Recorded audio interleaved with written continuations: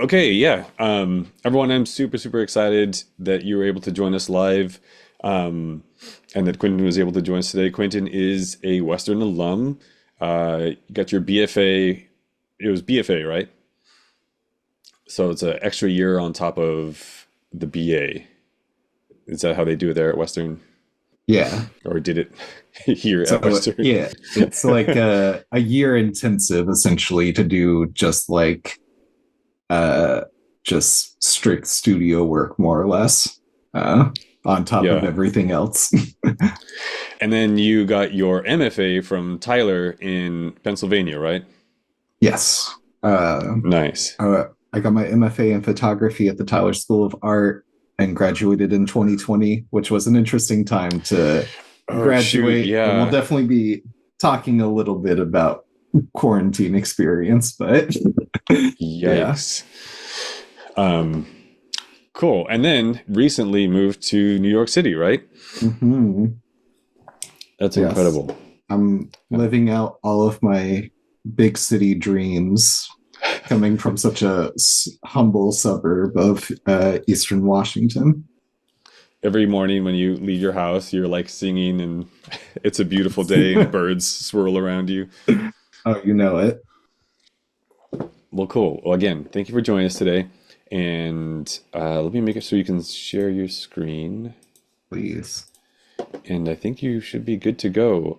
So please, everyone, Quentin is agreed to have some Q&A time at the end of the talk. So if you have any questions about Quentin's work, your school to where you are now, pathway, grad school, even, I don't know, do you have any tips for moving to New York? So if you have any questions for Quentin, and also Quentin, it's fine like if people hop in and ask questions like during your talk, right? Absolutely, yeah. I might, Oh, I like to interrupt and ask some questions, so I might be doing that myself. I gotta make sure this is the right one. Okay, I was just putting the finishing touches on my presentation, so I'm hopefully going to be showing some work that uh, Dana actually hasn't seen this time, just to keep things interesting. But yes, as Dana said, my name is Quinton Maldonado. I went to Western and mostly focused on photography and in printmaking. But then as my time there sort of like during my BFA year, got much more into like glitch art, digital aesthetics, trying to push myself out of my comfort zone of like more strict photography. But I recognize because this is a photography class, I'm going to talk a little bit about like show some of my own photo history and talk about it in like the context of how it informs my later work. But uh, so just to begin here, uh, and so I've broken this into kind of like mediums, I guess, which is a funny thing to do because as you get further in school, I think the impetus becomes about like interdisciplinariness, mixed media ness, which is like, I think in a lot of ways incredibly good, but also it can be, uh, there's like funny elements to that as that develops. But for the purposes here, it kind of helped me to think about my own work in the context of these different categories. So starting here with 30, this is a 35 millimeter portrait of my friend Rachel, who Dana and I both know. Rachel also went to grad school at Tyler and was there in the sculpture program while I was in the photo program. And so this is a sort of behind the scenes shot, which I got to say, if you were going to be taking lots of photography, documenting the behind the scenes is oftentimes as interesting or can shine light on different elements of the process. I think it's one of the most interesting parts about photography is that uh, pointing the camera one direction is a studio photo, and pointing the camera, you could be standing in the same spot, but just turning your body just a little bit changes the entire nature of what you're shooting. Uh, And so when I was in Western, this was one of the first like instant photos that I took, and immediately fell in love with Polaroid instant film after Garth got a Fuji Instax for the department. Uh, and one of the Real quick things, for everybody that doesn't know, Garth is the other photo teacher there at Western. And if you decide to continue on in photo, then you'll be taking a lot of classes with him. oh yeah, uh, Garth is wonderful. Definitely encouraged me in a lot of ways to take my photography and my art practice a lot further. And uh, I say photography and art practice, and I guess it's because I've been thinking about my photos of recent time haven't really been the focus of my art practice per se, which has been honestly liberating in a certain respect. It's given me license to love shooting photos again, rather than like try and make it this thing that sometimes can be very difficult because of the nature of photography's position in the art world as both a scientific process but also an artistic process. And I think when I was shooting this photo, this is of a friend, Bonnie Smerden, who was a painting BFA at Western. And I was thinking a lot about Renaissance portraiture and the way in which light falls on the figures in those paintings, and wanting to sort of emulate or engage in that process using photography. And there was a irony to using instant film, which is just plasticky and cheap, and it is the exact opposite of the Renaissance portrait. Um, but I think being in dialogue, like trying to elevate my own practice towards that art historical reference, was a good exercise for me in thinking about the history of portraiture and what it has become, the way in which the portrait versus maybe our self-image or the selfie, like these different terminologies and perspectives that we view uh, like the image of the figure, uh, has always been a part of the thing that has most interested me about photography. Uh, and my photos have never, or they don't always have a seriousness to them. This is another semi behind the scenes image of an installation piece that I did of my friend Lainey, or with my friend Lainey, out here in New York. And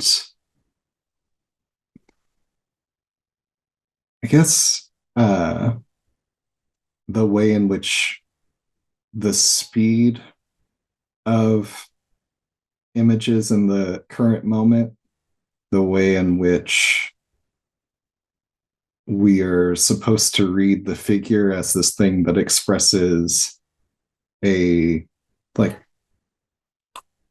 particular emotion or like information, instead of uh, the possibility of presence in front of the figure, is something that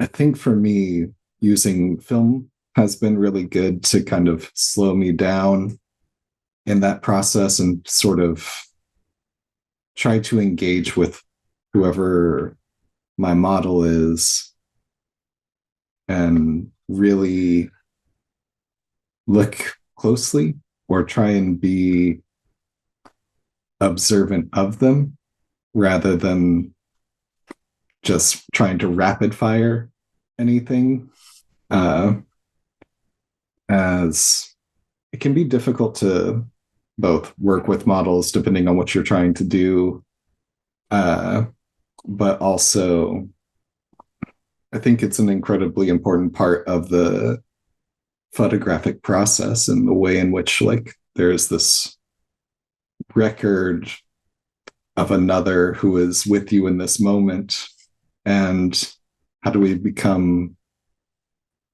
uh, empathetic towards them while we're also depicting, I think, something that we're seeing maybe inside of ourselves as photographers, or like reproducing something socially.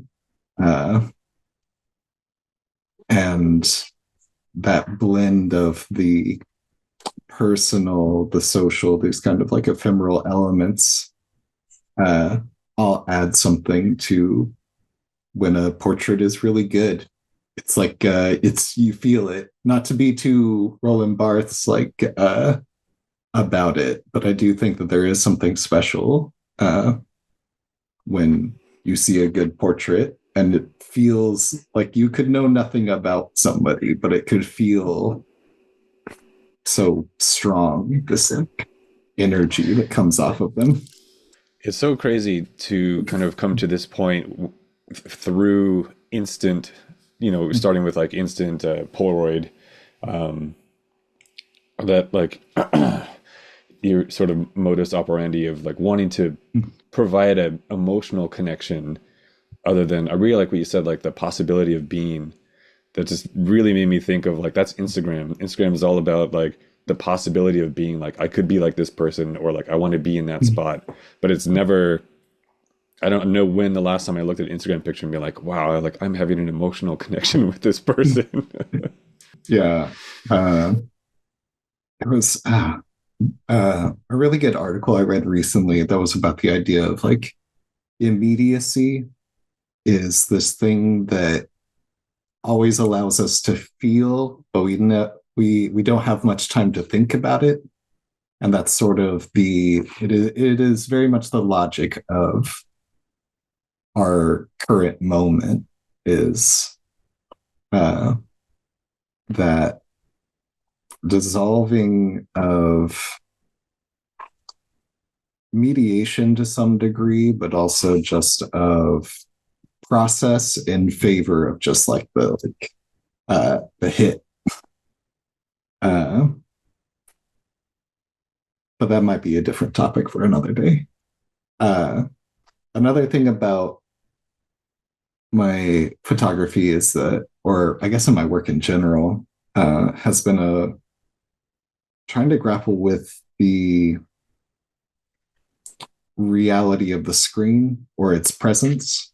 And so this is a blended uh, shooting digital photos of VHS recording on tube TV, so you get the moire effect, different elements, but still trying to play with, I don't know, presence in the figure, and also a little bit of mystery.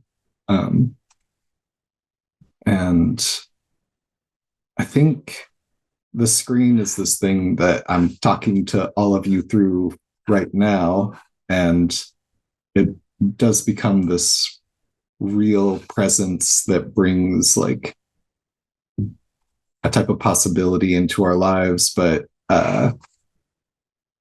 differentiating the screen from reality is, I think, the Baudrillardian kind of, that's the postmodern crisis, is our inability to distinguish reality from the screen. And so it's always been a big part of my own practice, is thinking a lot about that in our depictions or creation of self-image, and absorbing of information through that process of the screen, and thinking about fidelity. I love 35 millimeter, love films that are shot on 8 millimeter, 16 millimeter, things that actually show their physical presence. They don't try and create or how do I phrase this? So much of what is assumed as being kind of real is oftentimes just a like smoothness, like higher resolution. And I think that there's something, the tactileness of lower fidelity uh, has this inherent authenticity to it. Granted, both in good and bad ways, but um, I think I'm very drawn to that element of the texture, like the lack of the lie that it is trying to be uh, a perfect recreation of something. That's super interesting. The lack of the lie. I like that. Yeah. Uh, and so I think I've said enough about portraiture for a moment. I'll get back to some of the themes later, I'm sure, but wanted to talk a little bit about architecture in my photography and the way in which sort of go about taking photos of architectural built space or uh, I think we don't give enough credit to the way in which built space, like the built environment, uh, affects our mood, our thinking, and not that it's the direct like I saw a building and it's making me sad or happy so much as like I think that there's a type of almost like a psychic bandwidth uh, that is put out by the nature of our built environment, and it either activates or limits uh, elements of our thought process, I guess. And uh, especially being out here on the East Coast, this is a photo of a building in Philadelphia. Uh, and the way in which the population density and the building density makes it so that there's no horizon line, really. You can barely see more than down the street in most cases. And now that I'm living in New York, it's even more extreme with the number of skyscrapers and everything. Uh, it's a different sort of mentality that you becomes like the average kind of relationships versus I think when you're out in the West and you have the horizon line, you have all of this openness. Um, the it does kind of reflect back this infinite possibility. West Coast mindset is like it is the internalization of a type of manifest destiny in which the the feeling of wilderness or openness is internalized as like possibility or opportunity, I guess. And not that people don't have grind set or like an interest in achievement out here, but the way in which it manifests, I think, is different. Um, the other thing about the built environment that I'm very interested in is the way in which it uh, can so oftentimes feel not for the people actually living there, that many of the decisions as to buildings, as to zoning, and just various different elements uh, in which people have to live in day to day, they have very little say over. And uh,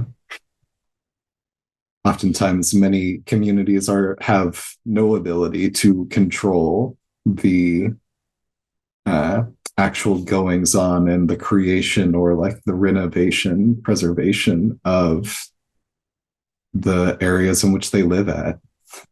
We see this in like crisis of gentrification, but also uh, the kind of sameness and like sterilization of suburbia, and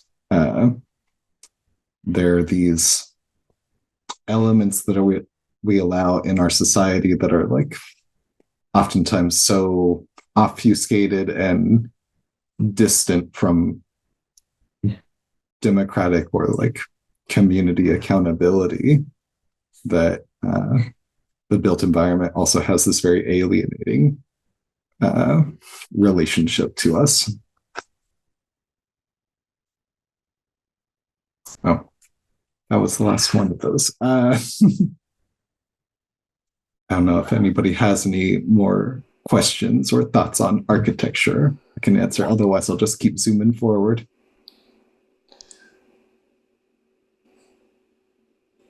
All right. So now I'm going to talk about installation.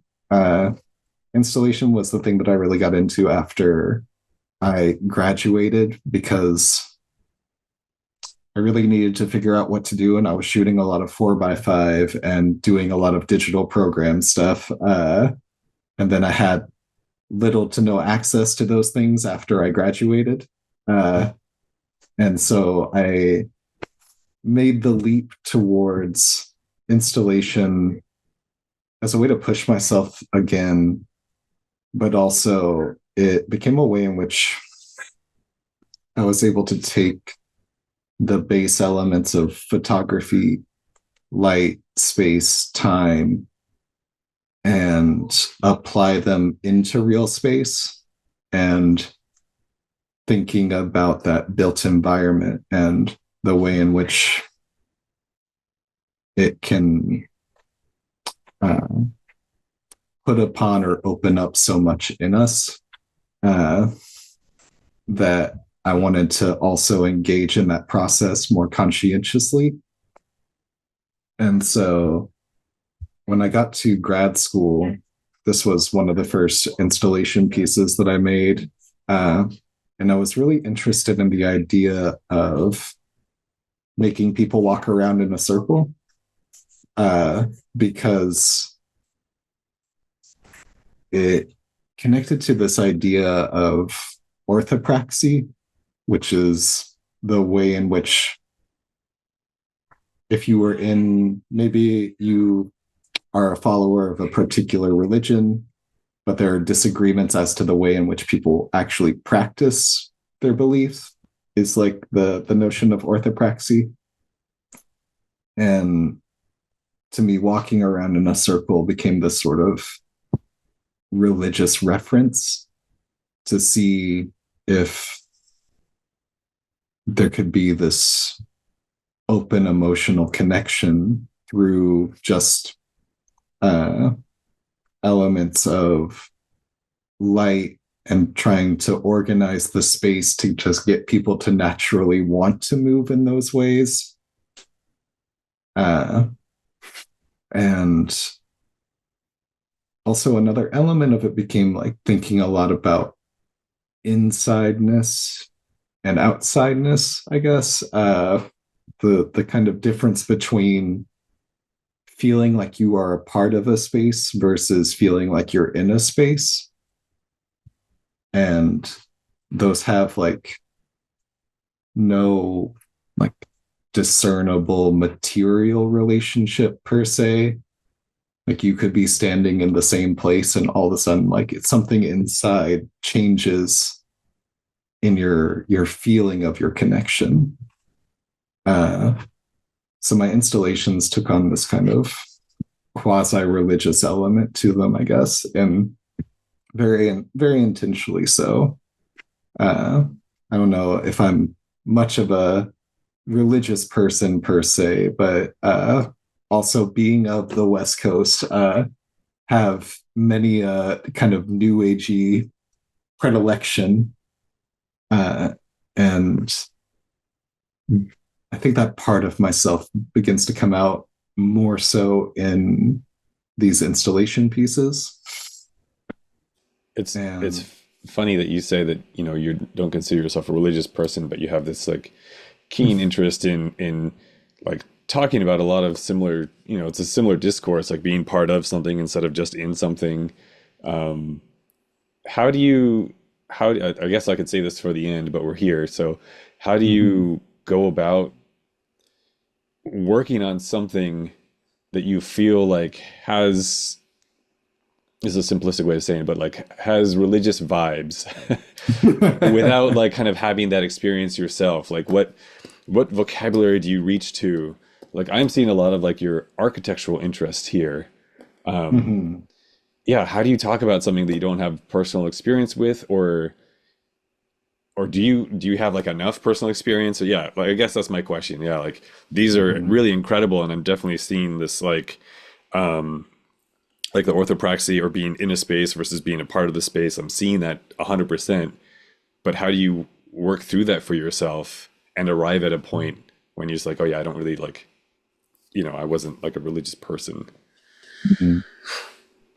Yeah, it's a thing that I've been thinking a lot about, as of late, especially as I kind of am working on a new video piece, that deals with certain spiritual elements. And uh, I grew up a good Christian child, as many do, but I wouldn't consider myself uh, much of one anymore. But uh, I think I went through or a long phase of being more uh, atheistic, and I think as I've just grown older, realized the way in which religion or like uh, divine inspiration, this connection to something greater, is not this kind of, it's something that's just purely felt, and it's not something that one can reason themselves into or out of. uh, like I read a lot of psychoanalytic literature, and Freud talks about how he calls it the or an oceanic feeling, which is the pre-egoic state in which, before you develop the contours of the notion of like identity as like the edge of your physical body, um, there is a seamlessness to uh, the experience of being, which is um, in its own way like uterine, I guess. It is that kind of womb-like feeling, like an afterthought. And he says that essentially religion is designed to try and recreate the experience of that like pre-egoic state, before you become solidly alienated from the rest of all things. Um, and I don't know if I'm that cynical or not per se, but I think he's definitely onto something. That it is this uh,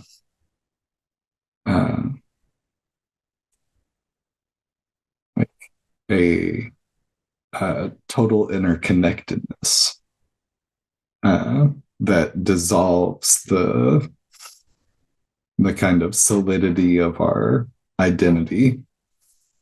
Uh, and so to me, that's the thing that uh, I think, looking for to a degree. But also, I think that that can have a lot of, uh, it has a complex connotations as well, because I think people can work themselves, it's not a moral thing per se. Uh, so, yeah, I think that that's sort of where I come at it from. Is an incredible answer to my fumbling around question. Thank you, Quinton. Oh, I feel like I fumbled around myself, so it's okay. uh, and so, though talking of Freud, like this piece is called, uh, oh, what is it called? Oh my goodness. It's a Freud quote where he says, everything is always preserved. And when he says that, he's talking about like the layers of uh, like the accumulation of psychological history, essentially. It's like everything that happens to you, big or small, is like it's like sediment, I guess. And it builds up as the years go along, and we forget maybe, uh, because things become so buried. Uh, but the different ways and the effects, they ripple until they become the foundation of all sorts of things that we could have never imagined. It builds like, we're always in the building process. We're working on us at all times. uh, and I think that that is true to a large degree. That it's not that, not in the way that people, I think, during like the 80s talked about like repressed memories and all these things, but rather that like there's always these types of like uh, elements of emotional holdover that build up inside of ourselves in ways that we can never expect oftentimes.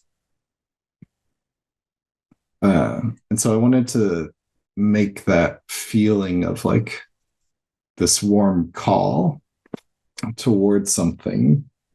Uh, and this piece, when you walked around it, it played like a chord or like a variety of different chords.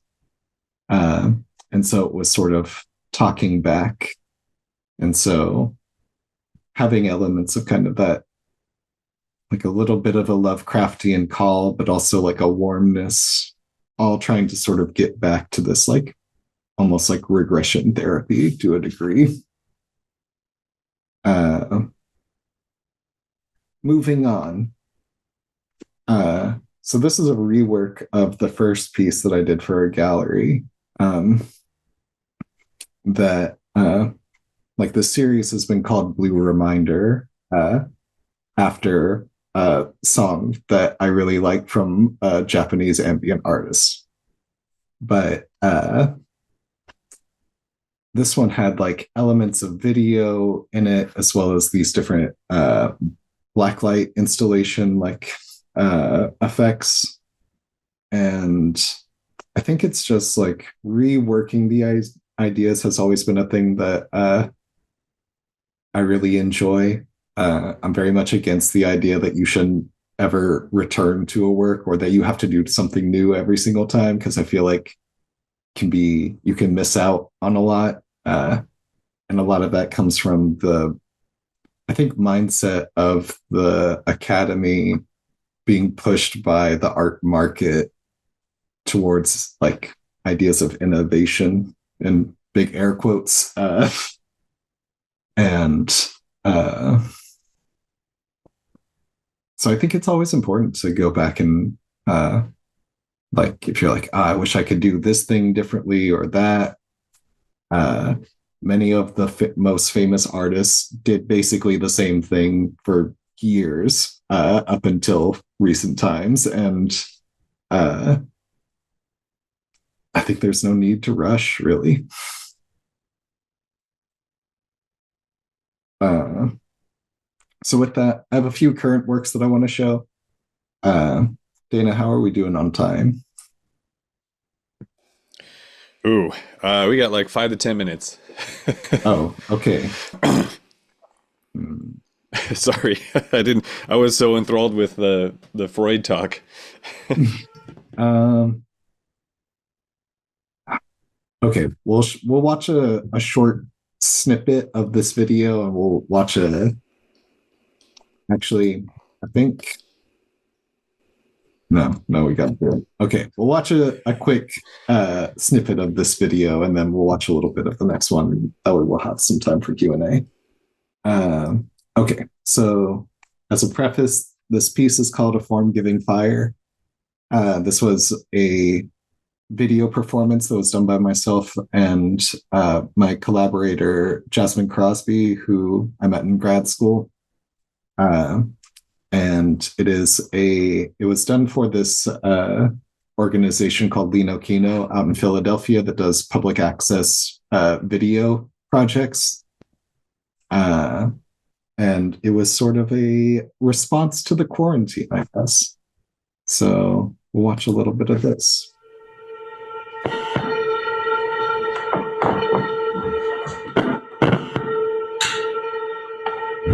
A form giving fire, giving fire, giving fire. Digital technologies, the systems that keep them running, and the organizations that connect them all have radically changed the experience of life. Have radically changed the material and immaterial world constantly collide and reshape one another through the expressions of power and control, manifesting in the speed and access to information. The mountain range is disappearing into a desktop background. As information is poured into the digital world,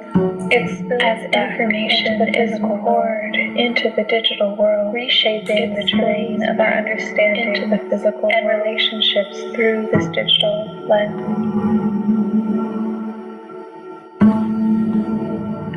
We do not believe in the belief of the cloud, in a parallel universe of portals, the optical illusions, transparency, and glass cannot obscure that this planet is running out of sand.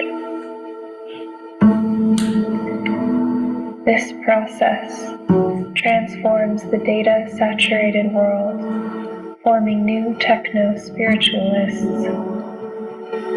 Crystallizations of the excesses and absences that spring forth from the alchemic transformation of the world into information.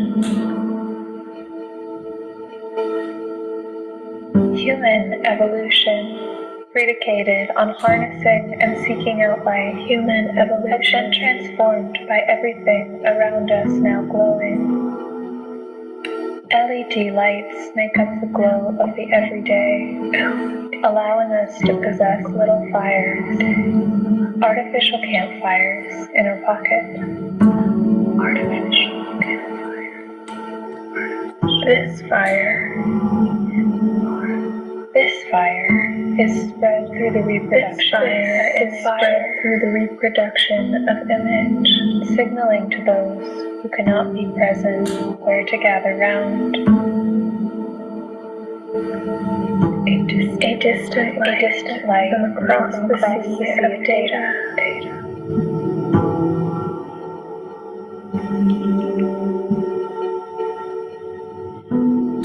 The world of information announces its testaments through self-illumination. and its testimony. The expanded ability for more and more commodities to glow is a constant reminder of how we are always live, always caught within this drive, always live. The relationship of day to night, replaced with an ever-present and updated now, ever-present now, updated now. Simultaneity is a form of compression. Simultaneity is brings together those things which space and time aim to keep apart by opening up windows between disparate places and time aim to keep apart by opening up windows between disparate places. Our lives are meticulous collections of its details. The most mundane things we do online become encapsulated forever, but can be lost in a second. Scrolling acts as an frictionless across the street. Time slips away. Time slips away. Time slips away. Memory of itself. Soft memory of itself. An inability to remember what you did online. The recollection of experience is presented as an indifferentiated haze. Echo broadcast.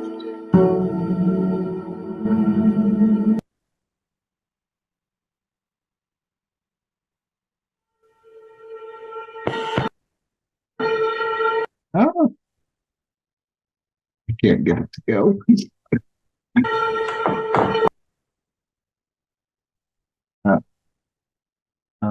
Unfortunately, I think because of time restraints, we'll just have to skip this video. And Okay, so when you asked me how much time we had, I was accounting for Q&A time afterwards. So you got like another 5 minutes. Oh, okay. Well, this is a 4-minute video, so it's perfect. Perfect.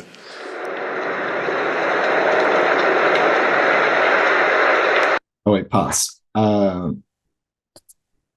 So this is a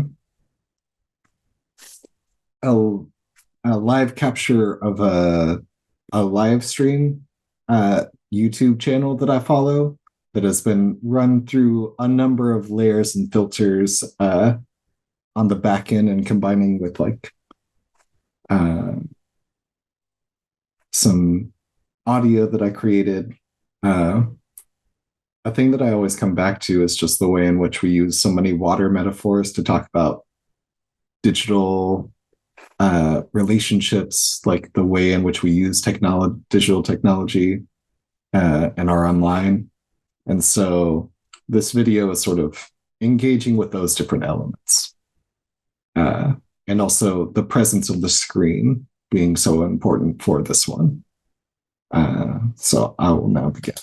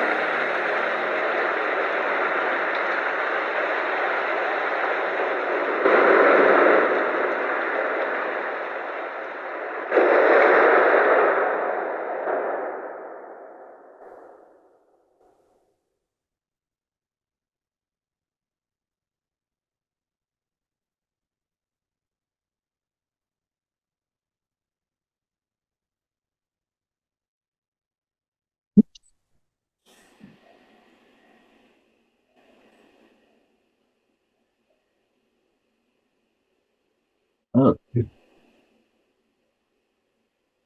uh, so that was that video, which I hope you all enjoyed. Uh, and unfortunately, kind of out of time. This was the last piece that I was going to show. That I made a personality quiz. It's named after Alan Dulles and Wally West. Wally West was a Canadian doctor who, or psychologist who was a part of MK Ultra, who used psychedelics and various other neurochemicals to essentially brainwash people. And much of the research that was done in MK Ultra and various other experiments led to the creation of the modern personality exam. So, uh, yeah, I don't have to go to third eye tinfoil hat on it, but trying to think a lot about the way in which like the internet itself was a military project that was created during the Vietnam War. So much of what we understand is like our personality type, the uh, technology of communication, all created by the government to create mass control of the populace. But that's my 30-second pitch of be skeptical of anybody that tells you that you're anything. We'll have to tune from in. a position of authority. We'll have to tune in next week for this talk. Yes. Real quick before, nice, thank you. Just because we were like, I'm very curious about all this stuff, especially that personality test. All of a sudden, are all of your works available online on your website, or are some of them like not available and we have to catch them other places? Like, how do you go about presenting your works? I put everything up online for free because that's just the way that I can't help myself. I'd rather it just be out there. I'm in no position to be choosy. I know that some people want to protect their work and their copyright and everything, but I'm a pure early internet type that believes information should be free. Art is for everybody. Cool. Well, I have, of course, a ton of questions, but I want to turn it over to you all. Does anyone have any questions for Quinton? And again, like it could be about the artwork, it could be about being a student there at Western, or a grad student, or even, yeah, just about how moving to and life work balance in New York City. Mm-hmm.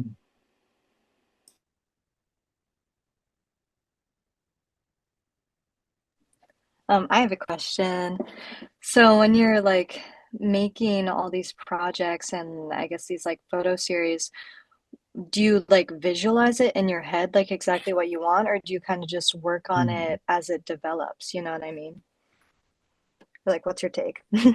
I think it's a little bit of both. Like, there's certainly some projects that I'll go in and be like, I just want to test this one thing out, or try a particular technique, or things of that nature. And then there are other moments when uh, like divine inspiration will hit, and I'll see the artwork all at once, and it's like gotta make it to the finish line on that.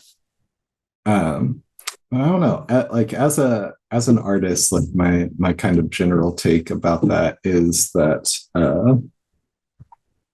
how would you say, like I, um I've kind of landed on the idea that the art is just made through the artist. Like we can't help ourselves to a certain degree, and artists are just the medium in which an art creates itself. Because sometimes you just have no idea what you're doing until it's already happened, and you're like, "Oh my god, I was doing this the whole time." I really like that answer. You wake But up in a ditch somewhere and you're like, oh my goodness, I've made an art. I mean, if you're Alan Capro, yes. But uh, yeah, and that's not to say that it's just gonna like that inspiration hits without you put it in the hours. Like a part of it is being in a position in which you are both receptive and capable of doing it. And making art is like it's like exercising. Like if you're not putting in the hours, you're not going to be able to perform.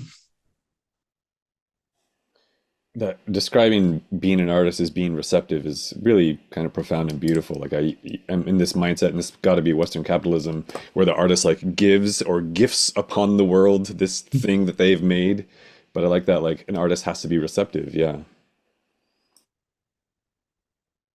Yeah, I mean, so much of visual culture uh, just generally is asking something from you, whether it's like money or attention or engagement, whatever.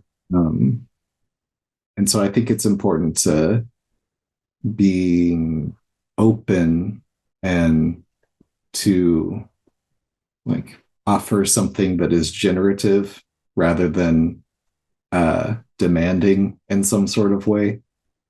Uh, it takes a much more kind of keen sense of your own self and your practice to be able to do so. Anyone else? Questions for Quinton? We have a few minutes left.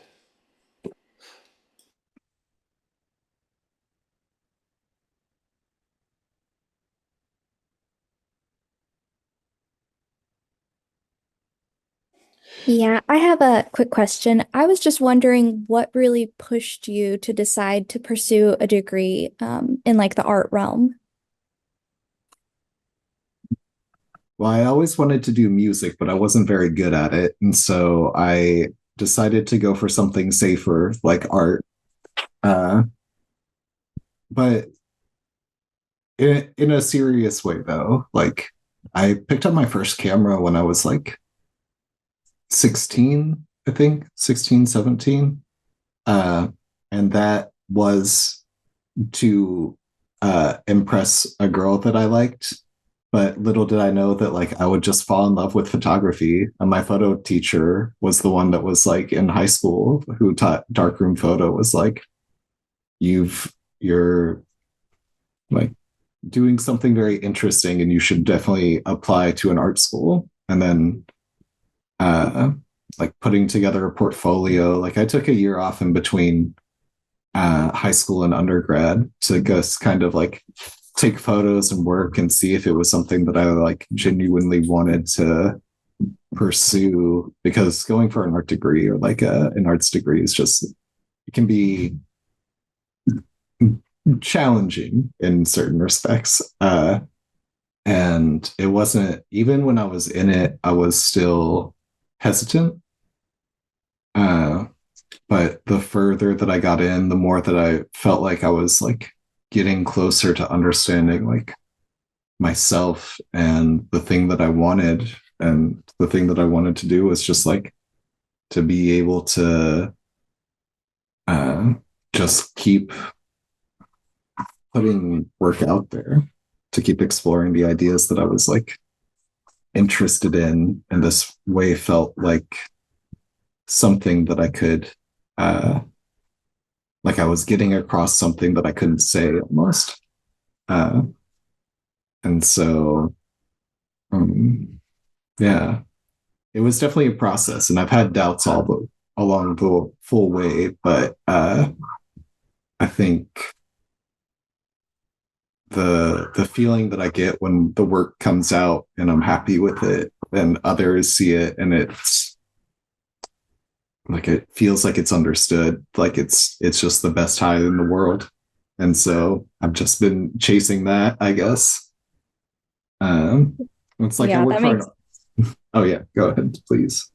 Sorry, I was just gonna say, yeah, that definitely makes sense. I understand like the doubt with your like major and it's hard to understand or to know if you're going like the right route. Yeah, very much so. And I think like even when you're really sure that you are doing the right thing can be difficult because uh sometimes doing the right thing and doing the wrong thing look like the exact same thing, and you're not able to figure it out until you've already been there. Uh, and so I think it's good to have that kind of like those moments of perspective where you have to like ask yourself, is this what I want to be doing? And it makes you a better artist because you become less complacent in your position. I mean, that sounds like super good advice for anyone, any field. Like, stop, think about what's going on in your life and your personality and your growth. And like, do you want this to be happening? And like, do I need to make changes? Yeah, there are certainly people in certain fields that I'm like, you need to stop that right this instant. I won't say what fields those are though. Oh, awesome. Anyone last minute questions? We are right up against the time that we have Quinton for.